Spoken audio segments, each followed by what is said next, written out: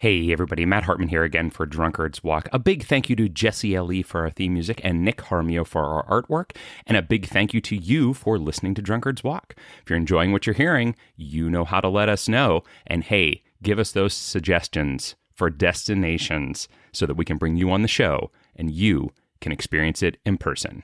Enjoy, everybody.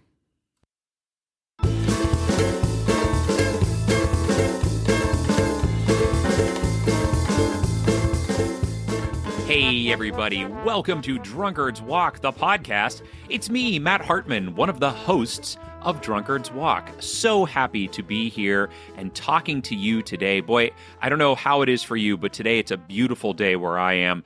I hope it is just as beautiful for you. And if it's not, then maybe we can make it a little bit more beautiful. Maybe we can bring some podcast sunshine into a cloudy day for you. And when I say we, of course, I'm talking about myself and the other host of Drunkard's Walk, Jethro Nolan. Hey, everybody. Welcome to the podcast.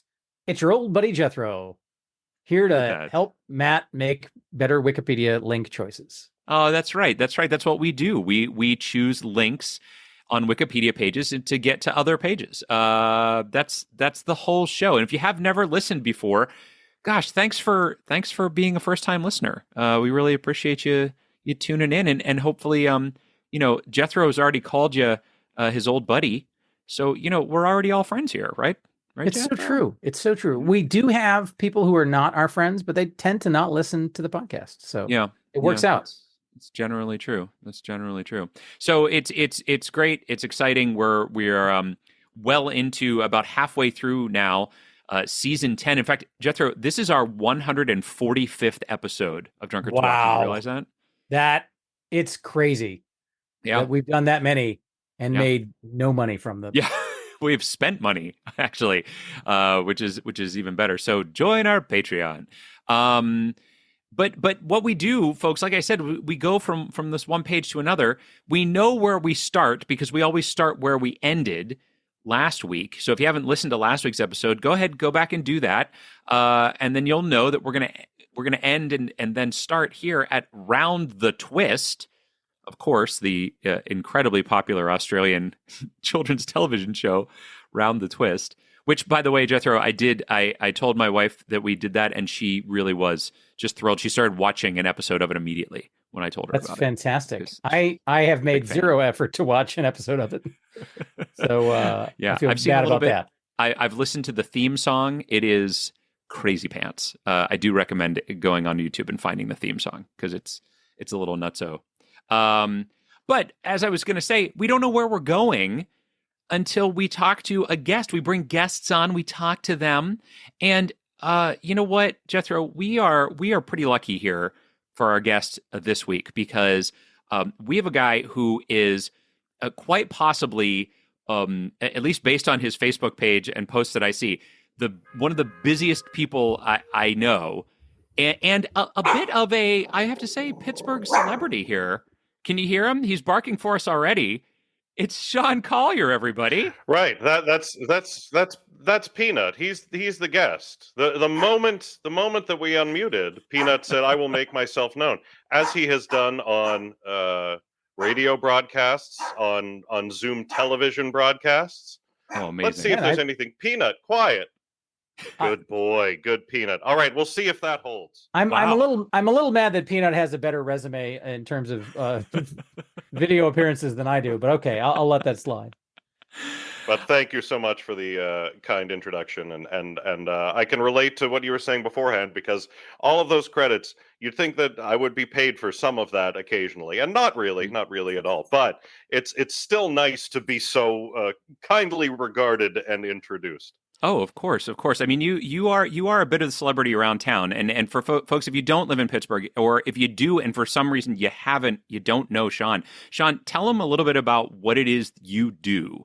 Oh, whatever I take an interest in, I shoehorn my way into in one way or the other. There's Peanut again. Peanut, quiet. I'm the managing editor of Pittsburgh Magazine, and it branches out from there. I'm a movie critic and host some movie events. I do a dabble in some stand-up comedy here and there when I'm feeling like I need to make people listen to me for a solid 45 minutes in an environment they're trapped in. Sure. I'll go stand up for that. And a theater creator, to throw a pretentious one in there, and work with a number of very talented people at Vigilance Theater Group here in Pittsburgh. That is some of it. I mean, I feel like managing editor of a magazine is pretty pretentious too, as well as film critic. Come on. But it's a regional magazine. That's the thing. It's not the Atlantic. It's not the New Statesman. Is that still a thing? It's a regional. It's to find out things to do in your town. It's the magazine equivalent of a nice chat show. I'm on a nice chat show too. Right, and you also have a podcast, don't you? Don't you do a podcast that you should be plugging here as well? Yeah, that sounds right. It's called You Can't Handle. No, that was what it was called. I've been making that error for 4 years. It's called The Number One Movie in America. We converted from that other thing I almost said, which I co-host with Robin Hitchcock and Camila Adams. And we review former number one movies that won at least one weekend at the domestic box office, and we do it at random, so we do not know what's coming next. We just transitioned awkwardly from the 1981 melodrama The French Lieutenant's Woman straight into Pirates of the Caribbean. So that's Wow. The kind of variety you can expect. Nice. That's great. Well, Drunkard's Walk fans should probably listen, because we do a very, we're doing random things as well, and I think if they enjoy that, they're going to really enjoy this kind of random, which movie are we going to next type of thing. I think it's going to be very exciting for them.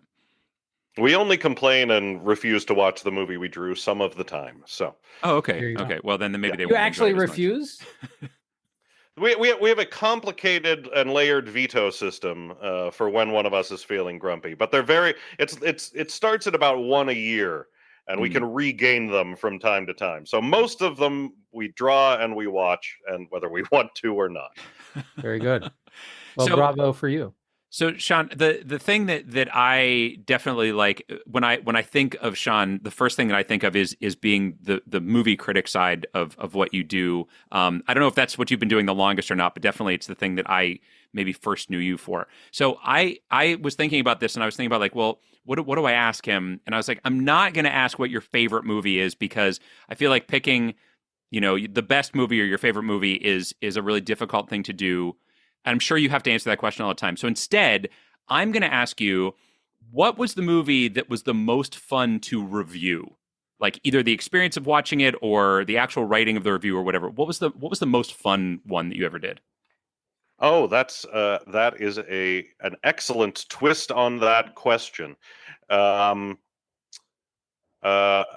will.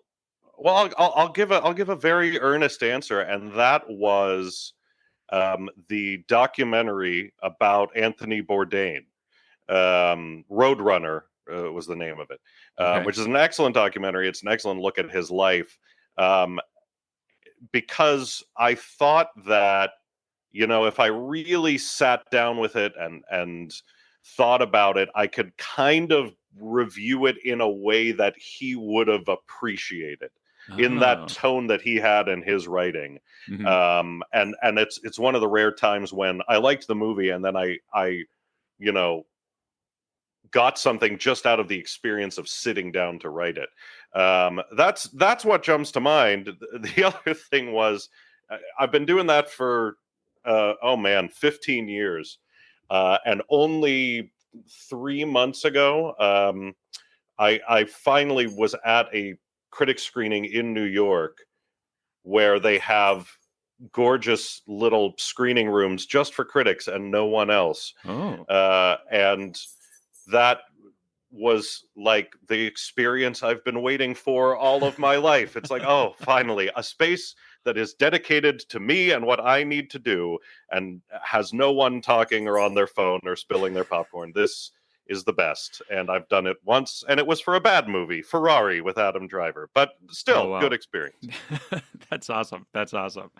Well, again, we really want to thank you for joining us. We appreciate it, and I know that you're an incredibly busy man. We've been trying to schedule you for a long time, and even tonight, I know that you've got other things and adventures that ahead of you here. So I don't want to hold you for too long.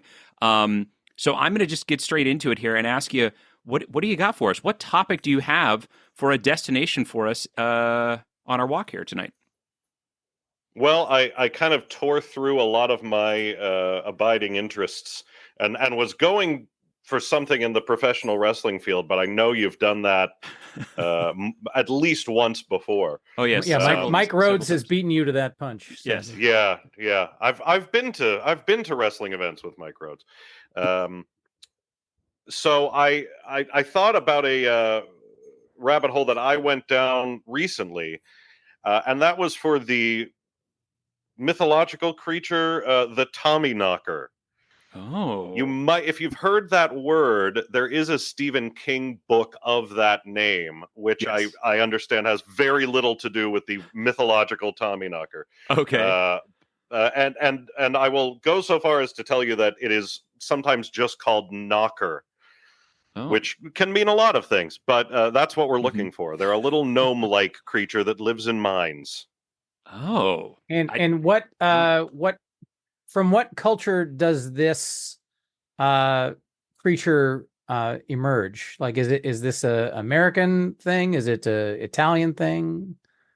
I believe it is first Cornish, which is that's part of England, right? That sounds like something I would know, but sure. Cornish refers to a region of England, I believe, and they migrated to the American West when a lot of Cornish folks, Cornish hens, let's call them, came over to work in the mines in the American West.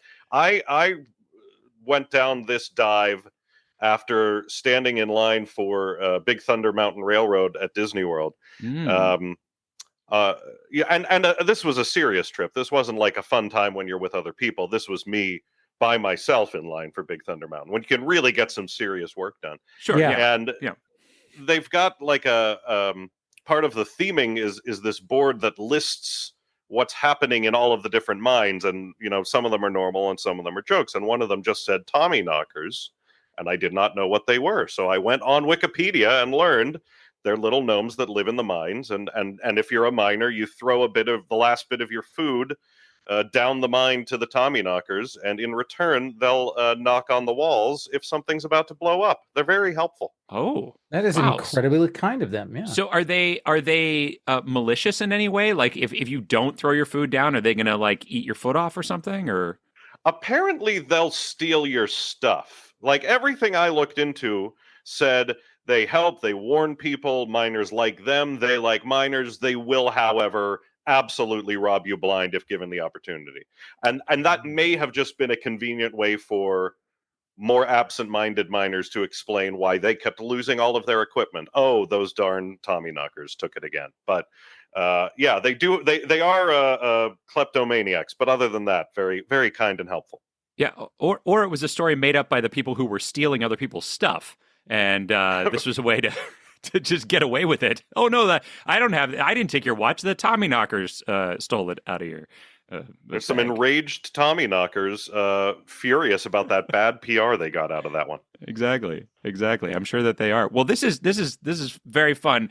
It's been a while since we've been to a kind of supernatural creature of any kind here, so I'm excited to try to get to this from Jethro, like a kind of like crazy, almost supernatural sounding TV show. We might be doing okay here. Yeah, I mean, those are famous last words. So real quick, Sean, so thank you for the background. I do want to know more about why you were going on Big Thunder Mountain Railroad yourself with no one else, because presumably you didn't go to Disney by yourself. Oh, no, I went to Disney by myself. And it's not the first time either. I don't know if I fit into the classic Disney adult mold. But if I happen to be in Florida. I do travel by myself a good bit. And if that's anywhere near Florida, I'm going to end up at Disney World alone. I mentioned the immersive theater thing somewhere. I kind of just love a themed environment, and I'm more than happy to be the gray-haired man blissfully wandering around the Magic Kingdom by himself, ignorant to the stares and concerns of all the parents nearby. Fantastic. Well, I love a good iconoclast who's not afraid to forge his own path. Do we know where the Tommy from Tommy Knockers comes from? Is it just a Cornish nickname like Johnny or something along those lines? Or is there any specific I'm not sure, but that seems to be an American addition. I think if you're in Cornwall, there it is. It's from Cornwall. That's who we're talking about. Yeah. I think in Cornwall they're the Knockers, and somehow Tommy Knocker was Tommy was added on when they migrated west. There you go. Excellent. There you go. Well, I'm fascinated by this, and I thank you for the destination, and I look forward to finding our way there. Yeah, for sure. Thanks so much for jumping on and doing this for us, and hopefully we'll get you back again sometime, and you can tell us more about your exploits in Disney and professional wrestling and all these other wonderful things that we'd love to chat with you about sometime. Absolutely. Be happy to do it again. Thanks for having me, and good luck. I'm eager to hear how you get from modern Australian television to century-old mining folklore. That should be fun. All right. Sounds good, man. Take care. Thank you. All right. Here we are. Jethro. We are here. We are ready to rock. I think this is going to be a short one. I really think we're gonna. I think that Matt, before Tommy Knocker... start opining about the potential length of this episode, I feel it is incumbent upon us to write down our guesses so that we can be uninfluenced by the other in terms of how long we think this is going to take. No, you're right. You're right. We should definitely do that. So I'm gonna write down a number. Okay. I've written down a number. Have you written down a number? I have written down a number, in fact. Great. All right. So we're good to go on that. Have you poured yourself a drink by any chance? I, in fact, have. Oh, well, then tell me more about that. Well, so as you know, Matt, and again, I don't always lay bare the personal details of my life and the ups and downs because it's nobody's business. And nobody cares, right? Nobody really cares. But but I got laid off a couple weeks ago. Oh, no. Oh, yeah, I'm sorry, I know. buddy. It's very sad. It's very sad. But it has freed up time for my drinking. I see. So I've bought, and this will be very surprising to everyone here, is I bought a bottle of bourbon, Woodford Reserve, fine Kentucky bourbon, that is now apparently sold in 1 liter bottles rather than the 750 milliliter bottles. So it's really the start of a bold new chapter for me where I'm like, I'm a 50-year-old man and I can drink bourbon and play video games at any time of the day. Yeah, you can do that. Yeah. Jethro, I got to tell you too, you got to start branching out a little bit. I know you love the Woodford, but I was just recently told that Michigan is like I don't even know what to call it. It is a place where you can get all kinds of different varieties of hard to find bourbons just sitting on the shelves in the liquor store. So you gotta start branching out a little bit, buddy. I see. Here's the problem with me, Matt, is I am very much for anyone who's ever interacted with me who has not understood me, not that you're listening to the podcast, but this is the key to figuring me out, is I believe tremendously in the power of defaults. Sure. And automating things so that you don't have to occupy scarce cognitive resources by thinking about things that are not important. So like when Mark Zuckerberg or whatever talks about like, oh, I wear the same black t-shirt and hoodie. I'm like, I get that. Yeah. To me, that is I understand that too. Bourbon selection is similar. Like, hey, let me have a default. And obviously Woodford Reserve is my default, but I have had some delightful Michigan bourbons. No, well, I'm not nearly as adventurous as you are. No. I'm not saying ones that have been made in Michigan. I'm saying that there are ones that you can find that are just hard to find anywhere else, but in Michigan they are available. Where are you hearing this hot goss about Michigan bourbon?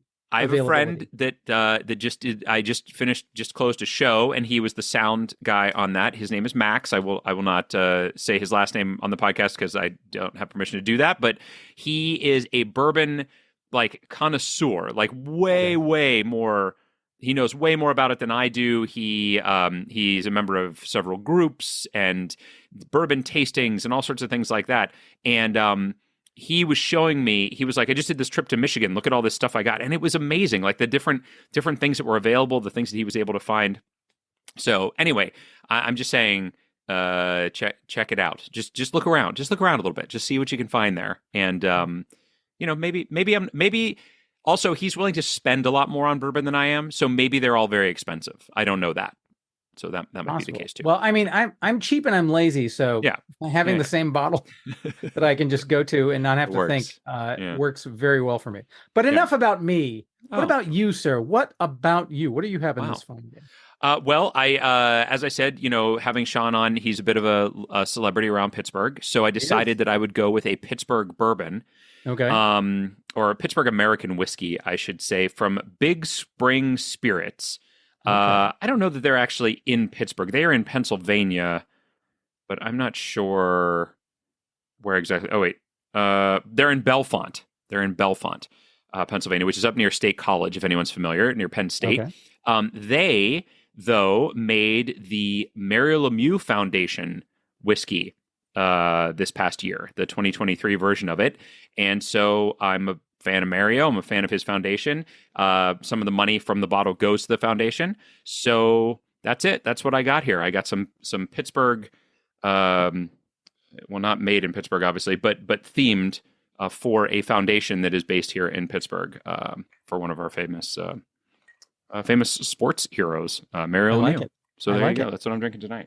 Well, Matt, here we are. We've made our guesses. We've talked about our beverages. We've had the delightful Sena Collier and his dog Peanut.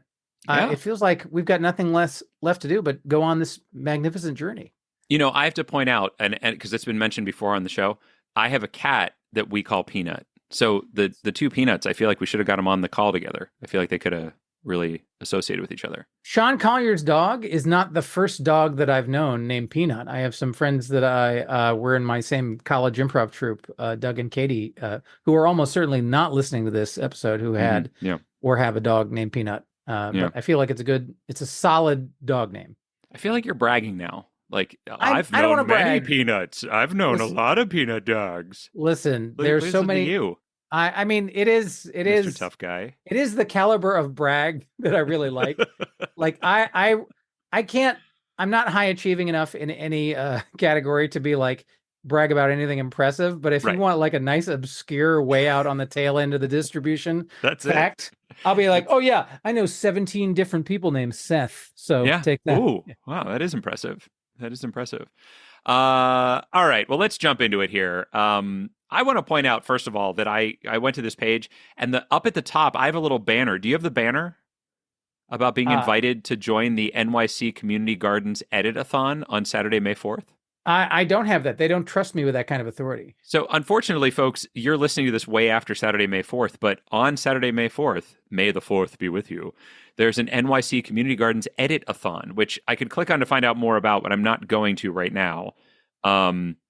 But I've never heard of an edit-a-thon. Is that a typical thing for Wikipedia? I guess. I mean, it requires a community of editors to keep it fresh and clean. We'll take a look at it at the end if we have some time. I'll take a look at it at the end. But let's see what we got here. So this is Round the Twist. For those that didn't listen last week, it's an Australian children's comedy drama television series which follows the supernatural adventures of the Twist family, who leave their conventional residence to live in a lighthouse in the fictional coastal town of Port Neranda. Yeah. Now, interestingly, Supernatural, which I would think would be a great candidate for us, not linked here. Not linked at all. Not linked, which is disappointing. I will say my hope is that there was an episode about a Tommyknocker. That's what I'm really hoping for here. That would be amazing. So I do see. So you mentioned the theme song. There is a link in the theme song section to Halloween, which gets us into ghouls and goblins and such very easily. I'm just looking down here. The first thing that popped out at me was there's a link to malapropisms. Oh, God. Because it says he's obsessed with food and odors and uses comedic malapropisms, such as confusing widower with windower. That is hilarious. Boy, I'll tell you what. So here's the kind of obscure fact that I love being able to pull out, and I rarely get the opportunity to do so. Do you know where the word malaprop comes from? I feel like somewhere I do, but I don't remember. So tell me. So it is from a Richard Sheridan play called The Rivals, which I believe is like a 17th or 18th century play. And there was a character named Mrs. Malaprop in it who had a lot of malapropisms. And I read it in high school as part of like an English assignment. And I ran into, so when I did Boom Chicago way back in the day, there was a woman there who had like a preternatural gift for malaprops. She was amazing. Like she had, and it was completely unconscious and not intentional in any way. Oh, it wasn't being done on purpose. No, it was not being done on purpose. Okay, but she would always have the ability to pull out a similar sounding but wrong word in any given moment, and I utterly delighted in that. Matt, I have an update. Under the character section, there is, if you scroll down under Ghost Matthew and Ghost Jeremiah, there is a link to the word ghost. I saw that, and that is so far definitely my number one suggestion for getting out of here, because there are very few links on this very long page. I don't know that that's entirely true. I feel like there's you just got to keep scrolling, got to keep moving. Okay, go ahead, keep scrolling and tell me what you see, because there are very few links. I'm already down in the purple boxes checking out the other television shows that are down in here, because and there are a bunch of so what I will say is there are a bunch of the Unreal, you recall, like that was what this was like based off of, was these books by Paul Jennings. Yeah. So we've got Unreal, 8 surprising stories, Unbelievable, more surprising stories, Quirky Tales, more oddball stories, The Naked Ghost Burp, and Blue Jam, Unmentionable, Undone, Uncovered, Unbearable, Uncanny, Unseen, and Tongue-Tied. These are all, they seem to be like kind of oddball type of crazy story type of things. So there is a chance that any of these could have something related to the Tommyknocker, but he is an Australian author, so maybe not. You know what I'm saying? What do you think? So Matt, what that makes me think of is author, and you know who else is an author? Stephen King. Oh. And if the question is like, hey, there's a Stephen King book called Tommyknockers, like that's a definite to this thing. Interesting. So going through authorship and horror and things of that nature could also be a route in there. Yeah, that's interesting. It hadn't occurred to me to go through Stephen King. I was thinking that we were just going to go through, like Supernatural or something along those lines. We certainly can. And it's like when I first started reading for pleasure, like not books that were assigned in school. So like around the 8th grade or something, I started with a complete obsession with Stephen King books, and I read a bunch of them, but I never read the Tommyknockers. No, yeah, I've never read any, I don't think, of the Stephen King books.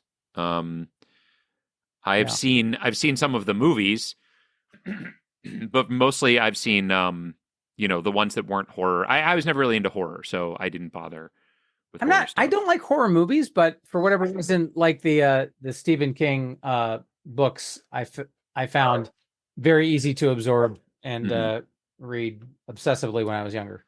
There is a link on here in the under Fox Kids original programming for Erie, Indiana, The Other Dimension. Mm-hmm. And that feels like the type of show that would have had the kind of monster of the week type of thing on it. I would prefer it if it was just actually Erie, Indiana, or like the X-Files or something more like that. But yeah, and it's a spinoff, and it probably isn't going to have what we want on it. So this author idea is an interesting one. I mean, that said, I still prefer ghosts or Halloween. Yeah. Generally. Yeah. Well, I wonder which. If that's the way we're feeling, why don't we just dive in and go with it? Yeah. Well, which one is better, ghosts or Halloween? Do you think? I would say ghosts, because the only, like, if the goal is, hey, let's get to the supernatural, then ghosts gets us directly there. Whereas like Halloween, we would get from Halloween to ghosts or something similar. Yeah, my only thought on that is that Halloween is going to have a wide range of different supernatural things, and Ghost is very like focused on Ghost. So that's my only thought about it. But you think that Ghost will have enough wiggle room that we'll be able to get out? I feel like there's going to be a purple box at the bottom of the Ghost thing that talks about supernatural phenomenon that will provide a safety net if the actual article itself doesn't have a lot of other options. Interesting. Yeah, and Halloween's going to talk more about like the tradition of Halloween and how Halloween was formed, and all sorts candy, of stuff like that. Yeah. All right, let's do it. Let's go to Ghost. Let's ghost them. Ghost it is. The ghost with the most. Haint redirects here. What redirects here? Haint. Haint. I thought you said paint with a P. No, but haint is a word I've never heard before. So yeah, I've never heard that either. Now, what I love here is that even in the very first paragraph, it's got poltergeist, shade, demon, and ghoul are all linked. I like it. So those are good. Pseudoscience is on here. Ghost hunting. Oh yeah, this is where we want to be. We've done the right thing. Have we now? Yeah, you've done the right thing, Jethro. Well done. I'm so glad. Yeah.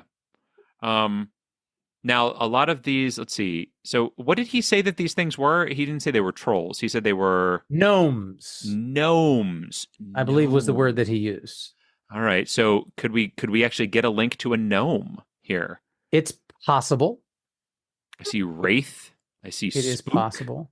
Okay. So interestingly, so in the introductory section, right before the terminology section, there is a link to carbon monoxide poisoning. Okay.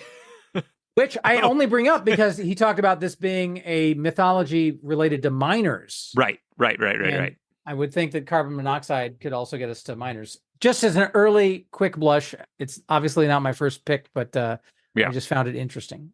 Yeah, there's a lot of good stuff on here so far that I'm seeing. I'm seeing a lot of links to different cultures and the types of supernatural. I see a link to supernatural on here, which nice.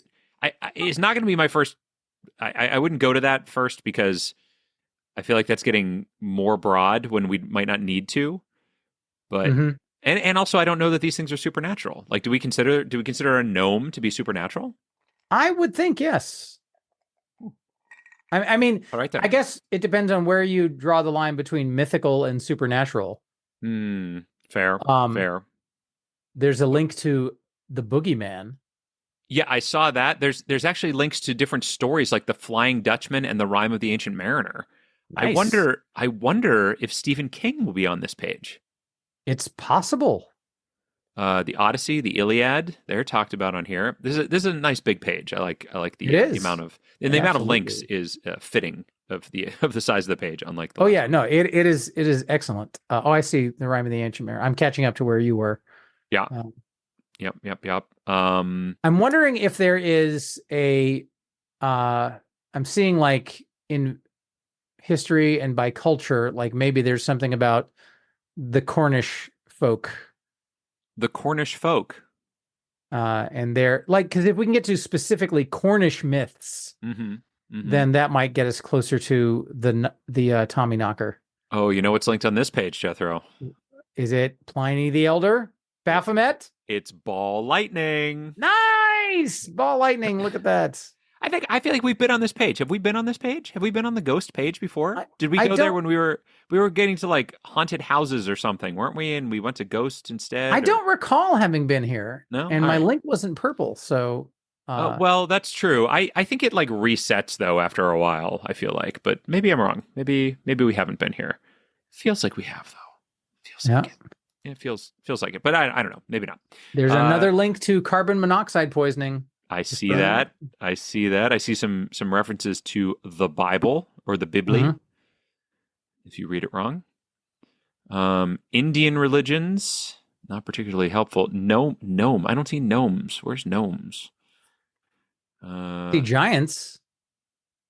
You do see giants? Yeah, under the Judaism section, it links to giants. Although I think that's specifically giants within Judaism, so probably less useful for us. Okay, like famous Jewish people. Famous, well, like giants in the context of like specifically when you bubble over the link, it says in the Hebrew Bible as well as non-Jewish ancient texts from the region, the Northwest Semitic term Rephaite or Rephaim refers to either people or greater than average height and stature. Oh, I think we're talking Goliath here, and not like the more monstery mythical folklore. The more monstery. You know, I agree with that. Folktale is on here. Ghost story is on here. Mm-hmm. Ghost story might not be a bad, right? Or would you consider this to be kind of a in the same vein as a ghost story? Maybe. I don't know. Like, I don't know where Ghost Story is getting us any closer to Tommyknocker than Ghost is. Like, I feel like we need to, I think the Tommyknockers was a movie actually as well. Was it now? I think, but see, I'm not 100% sure on that. And there's links to other movies down here. So we've got Casper the Friendly Ghost, The Ghost of Mrs. Muir, The Fog. Was that wasn't a Stephen King, was it? John Carpenter film. No, it's not. Stephen King. I don't know. Ghostbusters. There is a section to English folklore, which I feel like is a very promising link. That is promising. Ghost Whisperer, Medium, The Ring, The Others, The Sixth Sense. Yeah, I'm not getting Paranormal Activity, Hauntology. Well, nothing like directly. Oh, wait a minute. What do you have? What do you got? Hold on. Hold the phone. I will grab the phone and hold it. What do you got there? I see down here at the bottom there is a purple box for horror fiction. Okay. And I haven't had a chance to look through it a lot yet, but I'm wondering, will gnome be in here? There's monsters, ghouls, devils, extraterrestrials, skeletons, vampires, zombies, witches. No, I don't see gnome. Huh. And there's nothing about Stephen King either, which is a shame. Because I thought for sure. Yeah, there's a list of ghosts, different types of ghosts, but a gnome is not a ghost, folks. Whoever was saying it was, be quiet. It is not. Yeah, non-existent person. Yeah, tell that. No, you don't know. There might have been somebody. Yeah.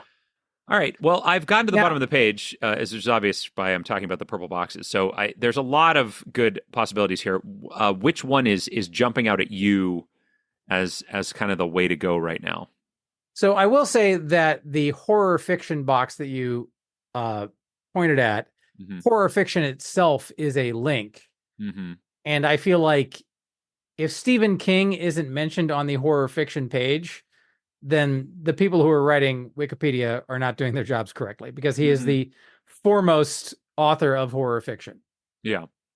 No, I agree with you. What I'm wondering is if there's a way to get there because that is Stephen King to Tommyknockers to Tommyknocker, right? So that's like three more pages, whatever. I'm wondering if there's an even faster way than that. I'm not saying that there is.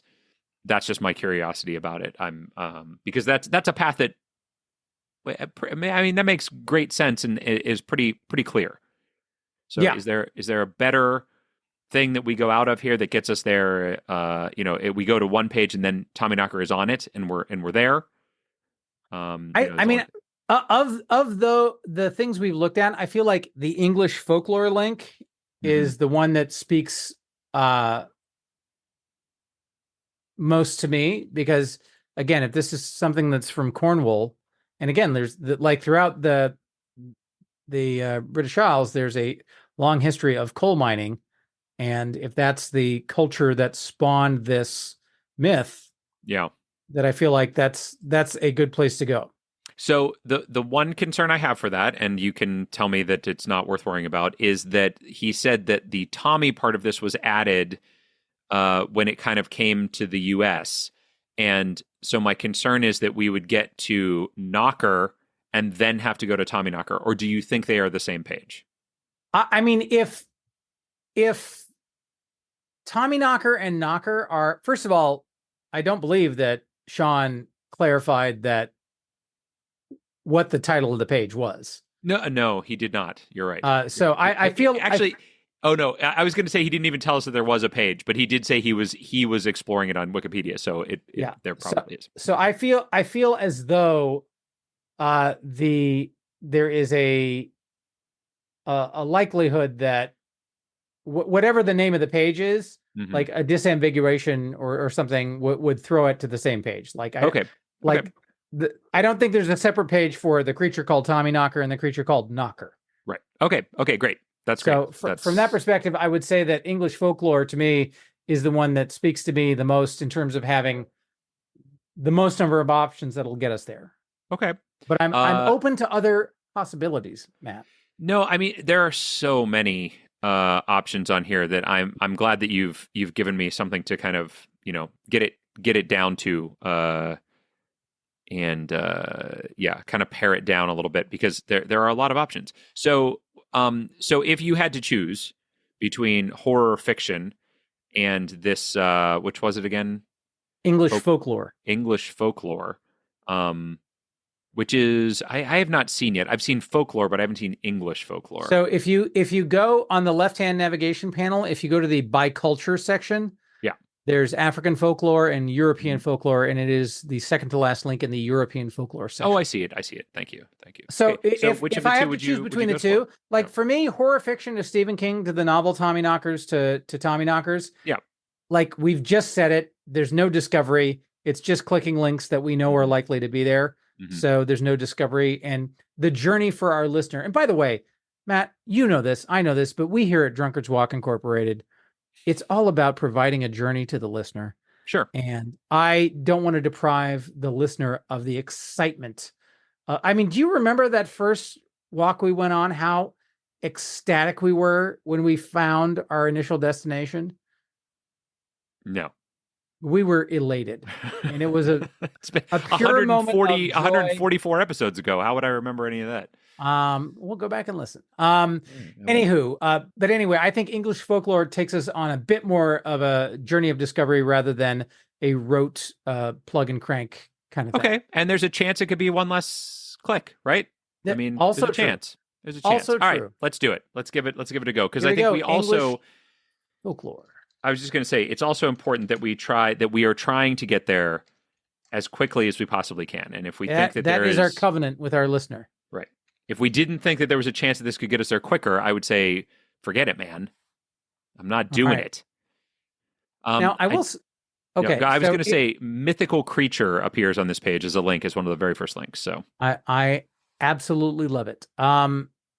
Also, something not related to our destination, but in the third paragraph of this page, its folk tales include the traditional Robin Hood tales and the Brythonic-inspired Arthurian legend. And Brythonic apparently links to a Brittonic languages, which is talking about Britannia. But I've never heard that word before. So Brythonic. I have not either. I do not know that. I do not know that one. There we go. Oh, I got very excited because there's a section here called Creatures. Yes. And we've got a boggart, a brownie, a hob, a hobgoblin, a dwarf, an ogre, a will-o'-the-wisp, fairies and sprites. I do not see a Tommyknocker discussed here, unfortunately. Dragon is also on there. But I for a second was, whoa, boy, I thought we had it. I thought we had it. but we have not it. But there is a lot of cool stuff on here. Beowulf is listed on here. With Grendel is linked out of there. Hrothgar, old Hrothgar. How about standing stones and hill figures? That's up in here. Crop circles. Nice. Cunning folk. Cunning folk. Yeah, a term used to refer to male and female healers, magicians, conjurers, fortune tellers, potion makers, exorcists, or thieves.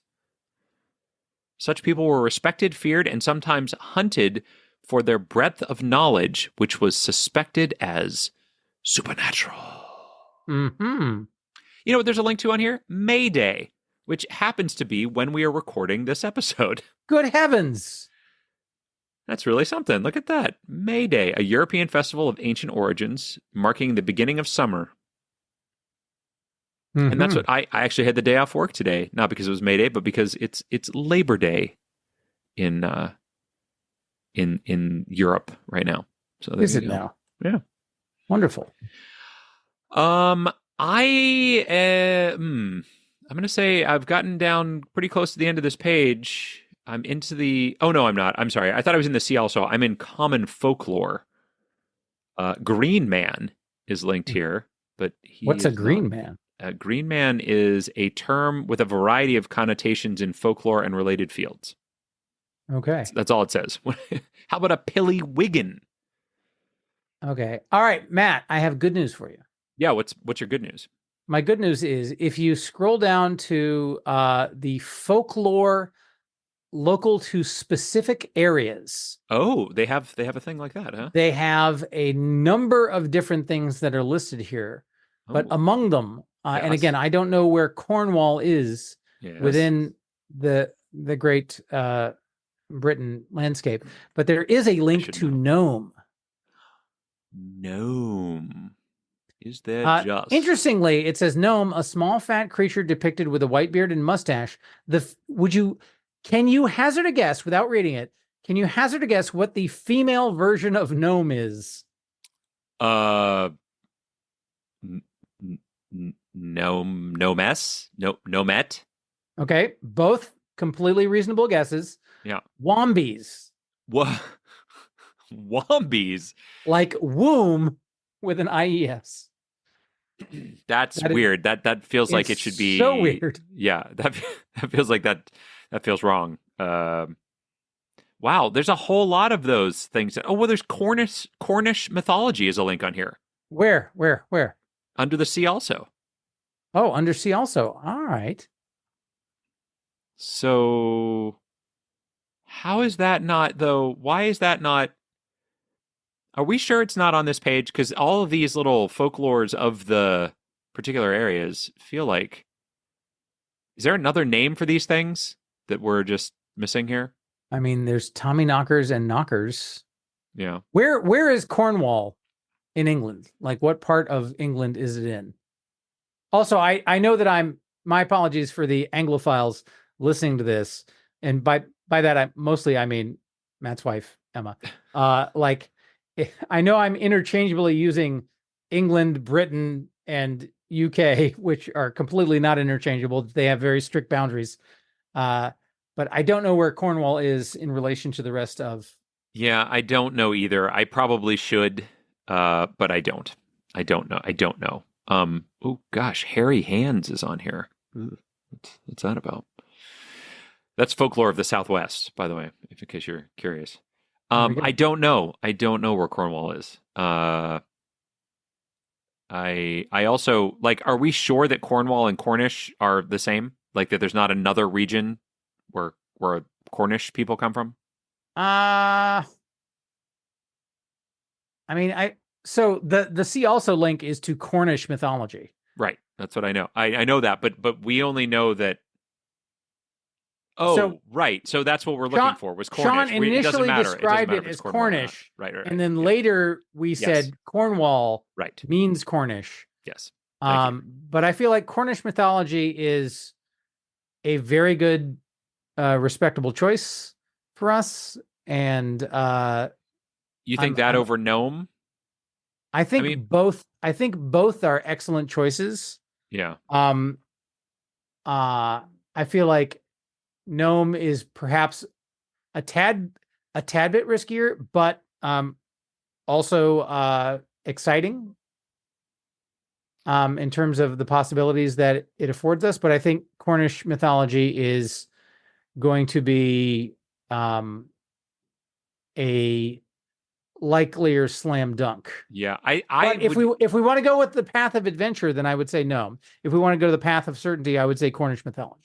My guess is they're both going to have it. That's my guess. It's very possible. So given that is your guess, where do you want to go, Matt? Well, if you believe that Gnome is more adventure, then I want to go to Gnome. Gnome it is. I mean, Gnome, sweet Gnome. You know what I'm saying? All right, so this is under folklore to specific areas. The very first section is folklore of East Anglia, and the last link in that section is Gnome. Yes. And here we are. There's no place page. like Gnome. Not a super long page, the Gnomes.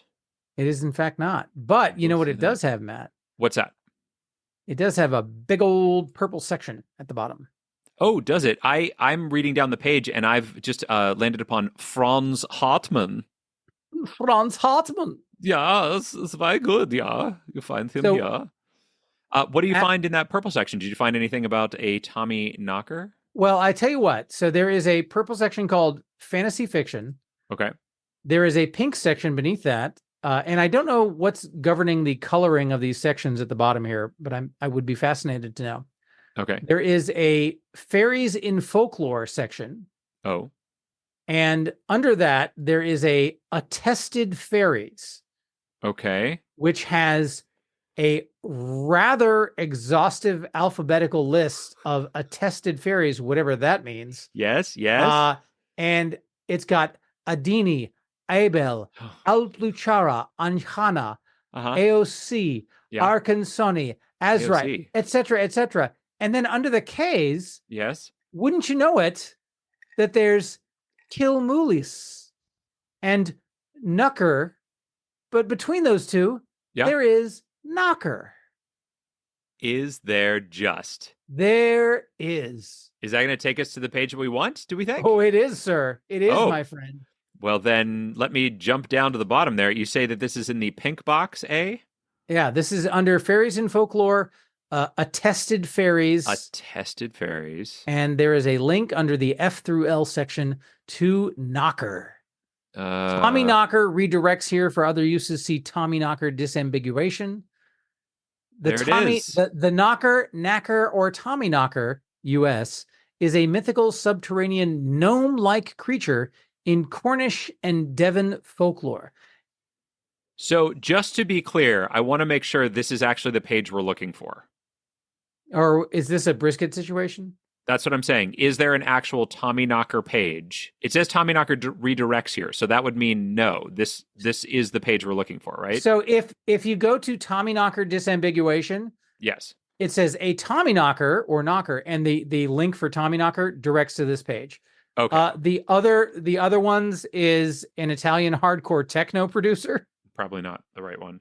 The Stephen King novel or the miniseries by that name. And there is also apparently a brewery in Idaho Springs, Colorado called the Tommy Knocker Brewery.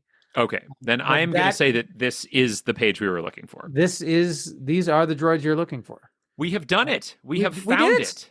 Look at that. It has been found by us. Yes, indeed it has. Well done. I'm not going to read too much into this because I know that we'll be starting here next week and we'll learn more about it. But a mythical subterranean gnome-like creature in Cornish and Devon folklore. So Devon as well. We should find out where Cornwall is. But, yes, the Cornish people are associated with Cornwall. And at some point we'll look up where that actually is. But we've done it. We've made it. Before I tell you more about this NYC Community Gardens Edit-a-thon, which I want to read a little bit about, we should talk about how we did as our guesses, Jethro. So it is a me episode, which means I will reveal first. I bid or guessed 4. You guessed 4? I did. I also guessed 4. And it took us, Jethro, 4. So, oh my gosh. Not the only is it a tie, aligned. It is a tie, but we both got it exactly on the nose. That is a rarity. I shouldn't have told you how fast I thought we'd get there. You never would have figured it out. Yeah, I never would have thought the supernatural TV show would have led us to this supernatural phenomenon so quickly. Nope. So there we go. So next week it'll be for perhaps all of the marbles, unless we tie again as we did earlier in the season. But yeah, we've done it. We've made it. And let me tell you quickly about this community gardens thing. So I clicked on it, and it took me to a meetup page. Wikimedia New York City and Farming Concrete invite you to attend our Community Gardens Editathon. This Editathon is focused on community gardens in New York City and is supported in part by a grant from the Earth Alliance, which last year held the Wikipedia Meetup NYC Climate Solutions Editathon. This is crazy. I've never heard of this. Have you ever heard of this? No. This is nuts. I don't know. There's things to sign up for. There's like talks. I don't even know exactly what it is. It does not explain exactly what you... Oh, both newcomers and experienced wiki editors will join together to improve the coverage of our city in this area. If you can't stay for the whole time, feel free to drop by for however long you can. And it is at Prime Produce, 424 West 54th Street. I know I'm giving you all this information, folks, and you can't go because it's already happened in the past for you. But I think it's interesting. Is it interesting, Jethro? Am I right? Is it interesting? It's so interesting, Matt. It's very interesting. Bravo. Thank goodness. Well, congratulations, Jethro, on making it here. We've found these little gnomes that live under the ground and will not steal our stuff and will knock if there's going to be a problem. So I guess from now on, let's listen closely. If we start going in the wrong direction, perhaps they will knock for us. What do you think?